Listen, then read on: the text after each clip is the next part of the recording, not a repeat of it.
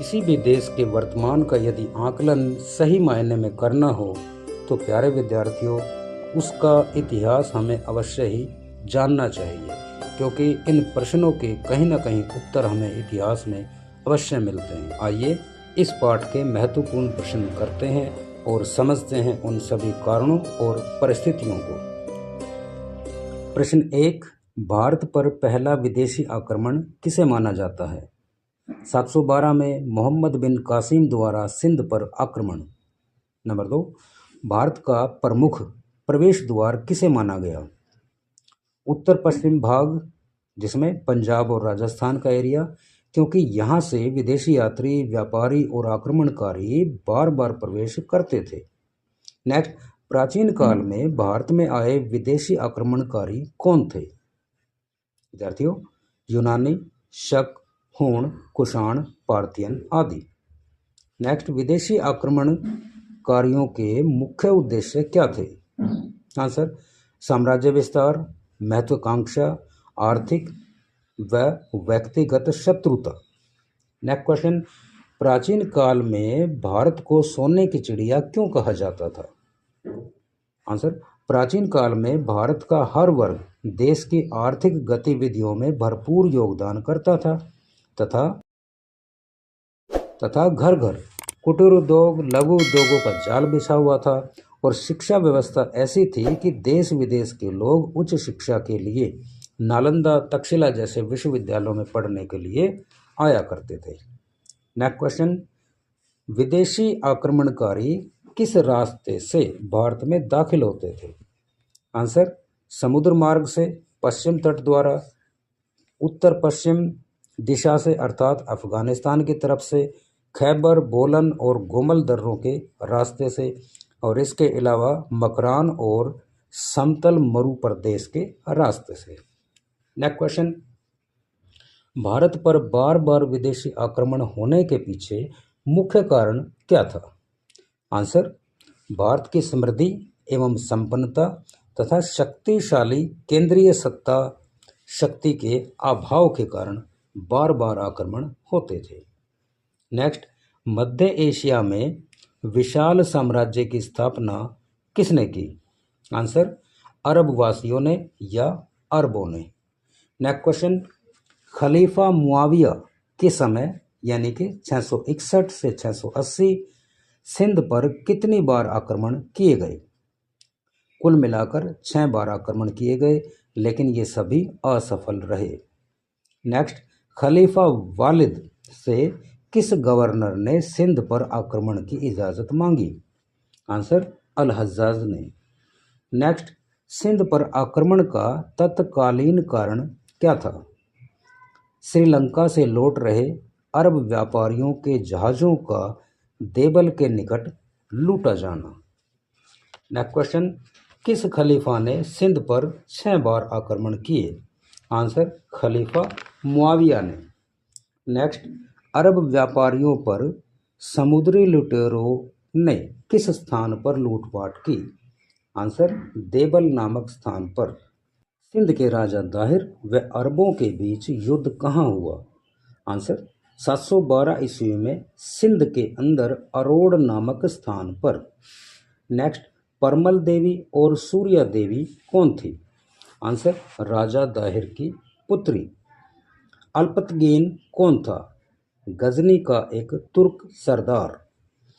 जयपाल ने गजनी पर कब आक्रमण किया? 986 ईस्वी में। उस समय गजनी पर सुबुक्तगीन का शासन था। जयपाल ने गजनी पर आक्रमण किया। महमूद गजनी गजनी का शासक कब बना व उसने भारत पर कितने आक्रमण किए?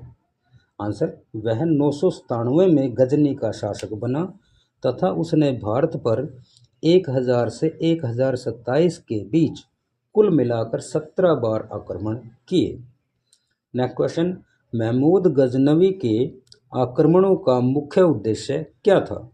आंसर, यहाँ के शाही खजाने, धार्मिक स्थल जैसे मंदिर आदि में जमा अकूत धनराशि, धन संपत्ति, सोना चांदी आदि को लूटना। अगला प्रश्न, सोमनाथ मंदिर की आय का स्रोत क्या था? विद्यार्थियों, सीमावर्ती 10,000 गांव से भू राजस्व प्राप्त होता था। इसके अलावा समय समय पर श्रद्धालुओं के द्वारा सोना चांदी आदि भेंट स्वरूप अर्पित किए जाते थे। अगला क्वेश्चन, सिंध पर आक्रमण का तत्कालीन कारण क्या था? आंसर, श्रीलंका से लौट रहे अरब व्यापारियों के जहाज़ों का देवल के निकट लूटा जाना। नेक्स्ट, सिंध आक्रमण के समय वहां का शासक कौन था? राजा दाहिर। गवर्नर अल हज्जाज ने किन सेना नायकों को सिंध विजय के लिए भेजा? उबैदुल्ला और बुरदल। मोहम्मद बिन कासिम कौन था?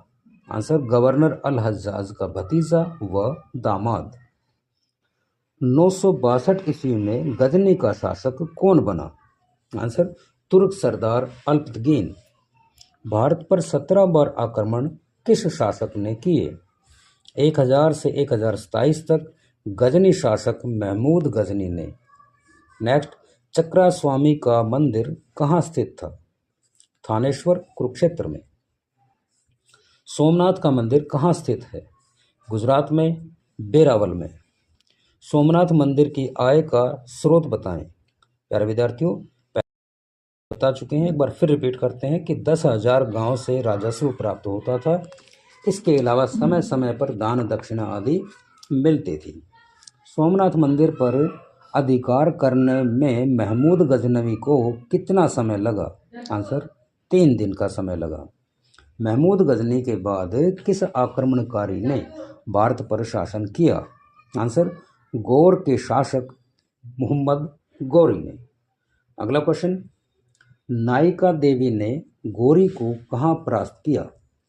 आबू पर्वत के निकट कायंद्रा नामक स्थान पर। गौरी के आक्रमण के समय पंजाब का शासक कौन था? खुसरो मलिक। तराइन की लड़ाई किसके बीच हुई? 1191 में मोहम्मद गौरी और पृथ्वीराज चौहान के बीच। इस युद्ध में गौरी परास्त हुआ। नेक्स्ट, तराइन की दूसरी लड़ाई कब हुई? 1192 में। इस युद्ध में गौरी विजयी रहा और उसका दिल्ली पर अधिकार हो गया। अगला क्वेश्चन, बख्तियार खिलजी कौन था?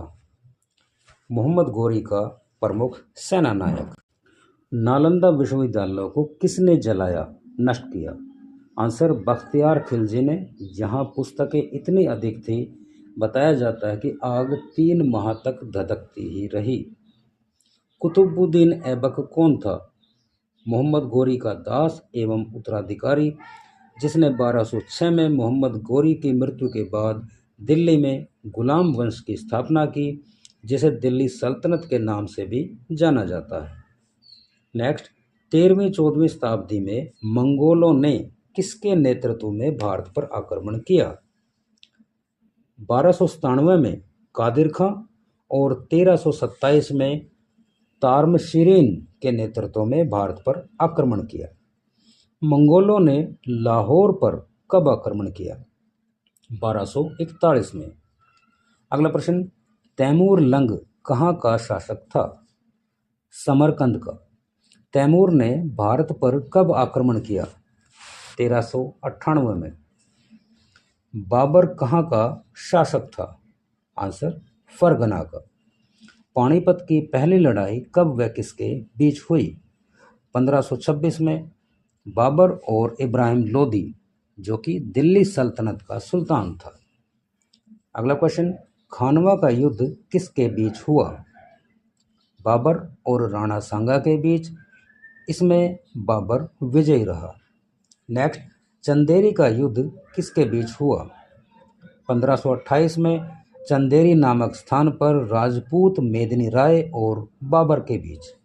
नेक्स्ट प्रश्न, नादिर शाह के आक्रमण के समय दिल्ली का शासक कौन था? प्यारे विद्यार्थियों, 1739 ईस्वी में आक्रमण के समय मुगल शासक मोहम्मद शाह रंगीला दिल्ली का शासक था। जैसा कि नाम से ही स्पष्ट है, उसका शासन प्रशासन की बजाय भोग विलास में ज़्यादा ध्यान था। दिल्ली पर आक्रमण के दौरान नादिर शाह कितने समय तक रुका? आंसर, वह 2 महीने तक रुका। 30 करोड़ नकदी के साथ लाखों के घोड़े, हाथी, उत्तम पेशेवर कलाकार, शिल्पकार अपने साथ ले गया और लौटते समय पुनः रंगीला को सम्राट घोषित कर गया। नेक्स्ट, प्रसिद्ध कोहिनूर हीरा व मयूर सिंहासन अपने साथ कौन ले गया? ईरान शासक नादिर शाह।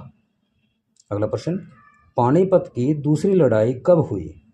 1556 में अकबर और हेमू के बीच। नेक्स्ट, पानीपत की तीसरी लड़ाई कब हुई?